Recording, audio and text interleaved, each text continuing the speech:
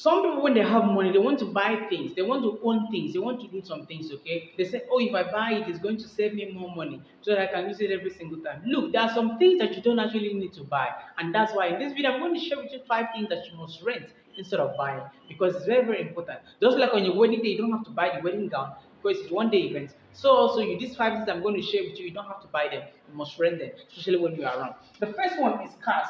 There are sometimes you don't really need cars, okay? Especially for someone that's starting out in his career, starting out in life, you don't really need cars. Sometimes because the car can cost you a lot of money in maintenance and it will depreciate every single time. The moment you buy a car from a car park or anything, it depreciates by 35% just by driving it out of that car park. So if you bought it for a 1 million naira, I'm telling you the car is worth only 650,000 naira once you driving it out of the car park. And that's why some cars, because you don't necessarily need cars, they're always Uber that are much cheaper. You can actually rent them only on specific occasions. Maybe you're going for a long distance journey and you need your family to come along with you. You can rent it for a moment of time. Or you have some other things, okay? For whatever reason, you can actually rent cars.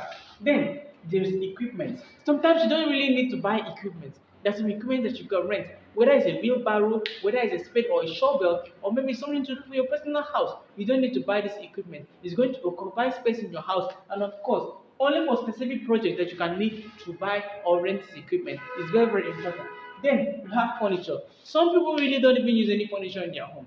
So why do you bother buying furniture when you are not always around? Or maybe you have a job in England or you're traveling to do some work abroad and then you're having furniture all over your house when you're not always around. Or you have a house and you only live there for only 2 weeks in a year. What's the point of having furniture? You can rent them only on specific occasions when you're around.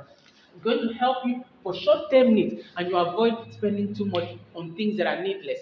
Then we have what I call vacation homes. Sometimes you go on vacation or you want to go and have a nice treat, maybe it's a wedding party or a honeymoon night or things like that. You can actually rent vacation homes. You don't need to buy those homes, okay? Because it's just a very few weeks time, okay? You're going to live that. You don't need to buy those things, okay? They are not so necessary. It's very, very important that you save money and find ways to spend them wisely.